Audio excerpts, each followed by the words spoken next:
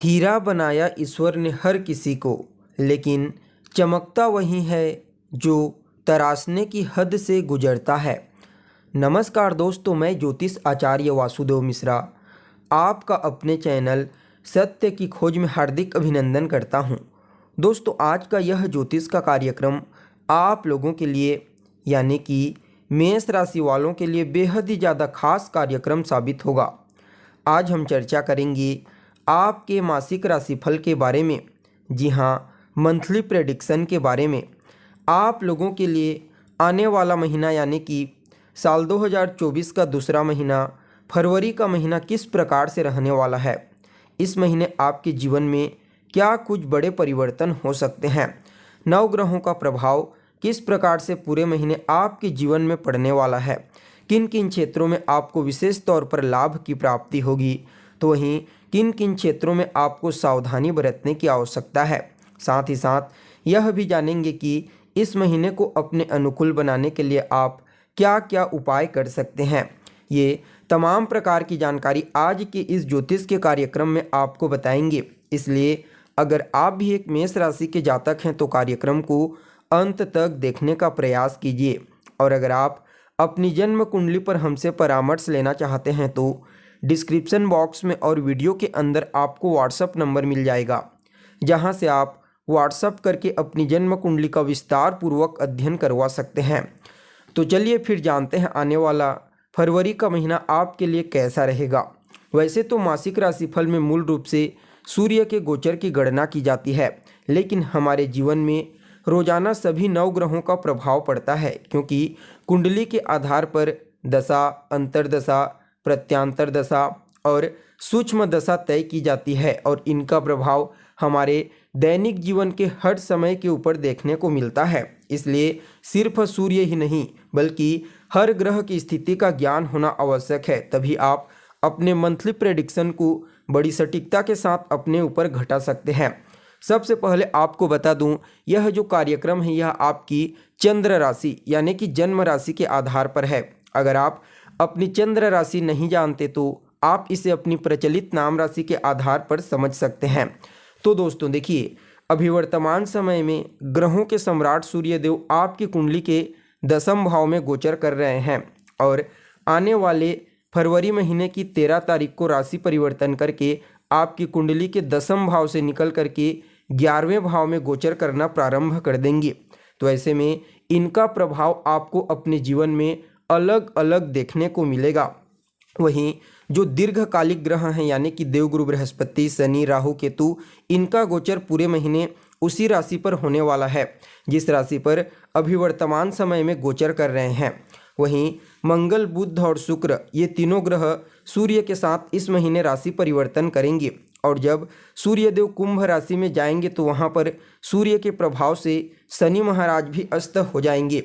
तो ऐसे में यह महीना कई प्रकार से आपके लिए कुछ मामलों में लाभदायक होगा, तो वहीं कुछ सावधानी बरतने की आवश्यकता होगी, क्योंकि ब्रह्मांड में गोचरीय स्थिति इस फरवरी के महीने में कई बड़े महत्वपूर्ण परिवर्तन कर सकते हैं। यानी कि आप समझ सकते हैं कि इस महीने ब्रह्मांड में गोचरीय स्थिति में बहुत ही बड़ा हलचल होने वाला है, ऐसा आप समझ सकते हैं। इसलिए यह महीना आपके लिए कई मामलों में महत्वपूर्ण साबित होगा।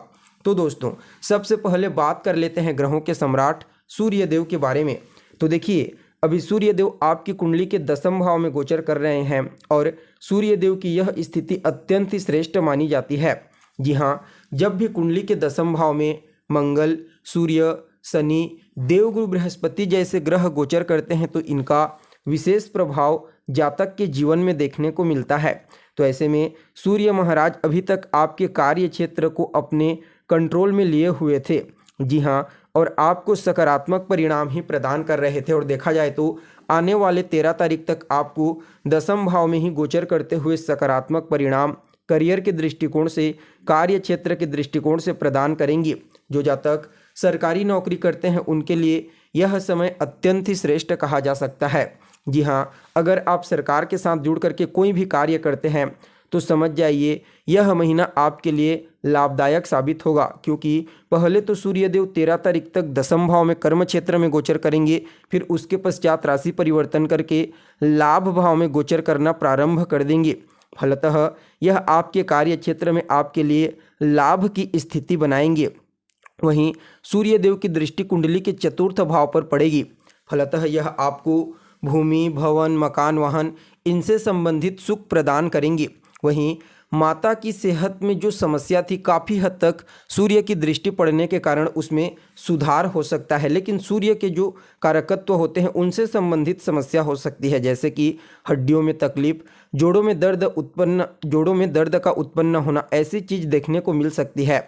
हालांकि जो जातक राजनीति के फील्ड में एक्टिव हैं, यानी कि पॉलिटिशियन हैं, उनके लिए सूर्य की दृष्टि का चतुर्थ भाव पर पड़ना अत्यंत ही श्रेष्ठ कहा जा सकता है। यहाँ पर आपको समाज से विशेष रूप से मान सम्मान, प्रसिद्धि दिलाएंगे। वहीं जब 13 तारीख को राशि परिवर्तन करके 11वें भाव में चले जाएंगे तो यह आपके लिए लाभ की स्थिति को मजबूत बनाएंगे। वहीं आपके बड़े भाई बहनों के साथ आपके तालमेल को बेहतर बनाएंगे। आपके बड़े भाई बहनों को उनके कार्य क्षेत्र में विशेष तौर पर सफलता की प्राप्ति होनी प्रारंभ हो जाएगी। वहीं एकादश भाव में गोचर करने वाले सूर्य की दृष्टि कुंडली के पंचम भाव पर पड़ेगी और यह जो पंचम स्थान होता है यह आपकी संतान का होता है, आपकी शिक्षा का होता है, आपकी लव लाइफ का होता है।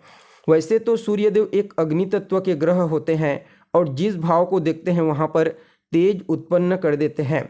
तो ऐसे में कहा जा सकता है कि अगर आपकी कोई संतान है तो उसके व्यक्तित्व में, उसके कार्य क्षेत्र में विशेष तौर पर सूर्य का प्रभाव देखने को मिलेगा। चाहे आपका बच्चा पढ़ाई करता हो या फिर किसी भी प्रकार से कोई कार्य क्षेत्र में एक्टिव है, समझ जाइए सूर्य की कृपा से इस समय उसे अपने कार्य क्षेत्र में विशेष तौर पर सफलता की प्राप्ति होगी। जो जातक संतान कंसीव करना चाहते हैं उन लोगों को थोड़ा सा अभी इंतजार करने की आवश्यकता है, क्योंकि कभी कभी शनि की दृष्टि गर्भ में थोड़ा सा प्रॉब्लम क्रिएट कर देती है, सूर्य की दृष्टि। वहीं आपको तो सफलता ज़बरदस्त तरीके से दिलाएगी, क्योंकि पंचम स्थान आपके ज्ञान का होता है, आपके विवेक, आपकी विद्या बुद्धि। फलतः यहाँ पर सूर्यदेव आपको बेहद ही ज़बरदस्त तरीके से इस समय आपकी बुद्धि को बुस्ट करेंगे। जी हाँ, आपकी तार्किक शक्ति, आपकी इंटेलिजेंसी इस समय सूर्य के प्रभाव से काफ़ी मजबूत होने वाली है।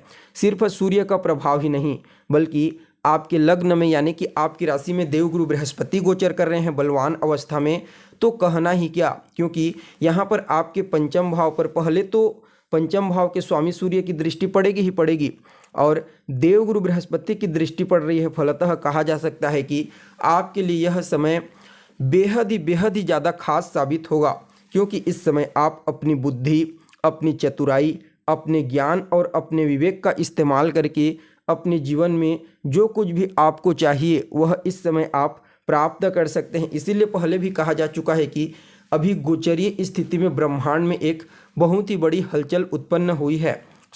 इसका प्रभाव देखने को मिलेगा और देवगुरु बृहस्पति की दृष्टि सप्तम भाव पर रहेगी, भाग्य भाव पर रहेगी और यहाँ पर भाग्य भाव में आपके मंगल, बुध और शुक्र ये तीनों ग्रह युति बना करके गोचर कर रहे हैं। हालांकि इनका परिवर्तन हो जाएगा और कुंडली के दसम भाव में चले जाएंगे और यह भी तीनों के तीनों आपके लिए कुंडली के दसम भाव में जब गोचर करेंगे तो अत्यंत ही श्रेष्ठ परिणाम प्रदान करेंगे। ऐसा क्यों? क्योंकि यहाँ पर मंगल उच्च के हो जाएंगे, शुक्र और बुध ये दोनों मित्र के घर में गोचर करेंगे। तो कहना ही क्या, इस समय हर प्रकार से आपको ये चारों ग्रह कौन कौन से, मंगल, बुध, सूर्य और गुरु, साथ ही साथ शुक्र, इन चारों ग्रहों के प्रभाव से इस समय आपको अपने कार्य क्षेत्र में विशेष तौर पर सफलता की प्राप्ति होगी। जी हाँ, जो जातक बेरोजगार हैं समझ जाइए उन लोगों को इस समय रोजगार के एक नहीं बल्कि अनेक अवसर मिलेंगे। जी हाँ, इस समय पराक्रम से संबंधित विशेष कार्य आपको करने का मौका मिलेगा। क्यों? क्योंकि यहाँ पर मंगल उच्च राशि में गोचर करेंगे और अपनी पूर्ण चतुर्थ दृष्टि से आपके व्यक्तित्व को देखेंगे। जहाँ पर गुरु है तो कहना ही क्या, इस समय आपके व्यक्तित्व में ज्ञान, इंटेलिजेंसी, बुद्धिमत्ता तो रहेगी ही रहेगी, साथ में मंगल का उच्च होना आपके पराक्रम, आपके साहस में भी वृद्धि कर देगा। फलतः इस समय आप हर प्रकार से अपने पुरुषार्थ, अपनी मेहनत, अपनी बुद्धि, विवेक, भाग्य के दम पर सब कुछ हासिल कर सकते हैं जो कुछ भी आपको चाहिए। जी हाँ, यह समय हर प्रकार से आपके लिए अत्यंत ही श्रेष्ठ साबित होगा। क्यों? क्योंकि जब यहाँ पर मंगल, बुध और शुक्र ये तीनों ग्रह कुंडली के दसम भाव में गोचर करना प्रारंभ करेंगे तो यह देवगुरु बृहस्पति के साथ चौथे 10वें का संबंध बना लेंगे। जी हाँ, जिसे केंद्र का कॉम्बिनेशन कहा जाता है, यह अत्यंत ही श्रेष्ठ होता है। यानी कि आप समझ सकते हैं कि यह जो फरवरी का महीना है आपके लिए हर प्रकार से लाभदायक साबित होगा।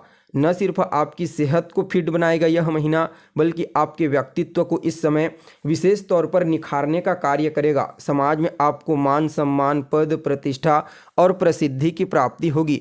वैवाहिक जीवन में खुशियों का आगमन होगा। संतान को लेकर जो चिंता थी वह दूर होगी। व्यापार, जी हाँ, किसी भी प्रकार से आप व्यापार करते हैं, कोई भी बिजनेस करते हैं, तो वहाँ पर जो चिंता थी वह दूर होगी। नया कार्य शुरू करने के लिए भी आप इस महीने को काफ़ी बेहतर कह सकते हैं। 10वां भाव, 9वां भाव, एकादश भाव, यह तीनों भाव इस महीने पूरी तरह से जागृत रहेगा। तो नो डाउट भाग्य का साथ मिलेगा, कर्म श्रेष्ठ होगा और आय की स्थिति मजबूत होगी। सो आपके लिए बड़ी आसानी से कहा जा सकता है कि यह फरवरी का महीना हर प्रकार से लाभदायक ही साबित होगा। फिर भी इस महीने के प्रभाव को और बेहतर बनाने के लिए ओम ब्रीम बृहस्पतये नमः इस मंत्र का रोजाना 108 बार 3 माला या फिर 5 माला जाप करें। रोजाना सूर्य देव को अर्घ्य प्रदान कीजिए। साथ ही साथ आपको गुरुवार और शुक्रवार के दिन गाय को हरा चारा खिलाना है।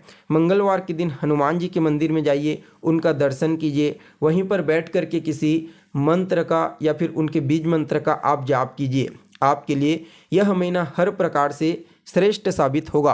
तो दोस्तों, कैसी लगी आपको जानकारी, कमेंट करके बताइए। फिर मिलते हैं एक नए और ताज़ा एपिसोड में। तब तक के लिए नमस्कार।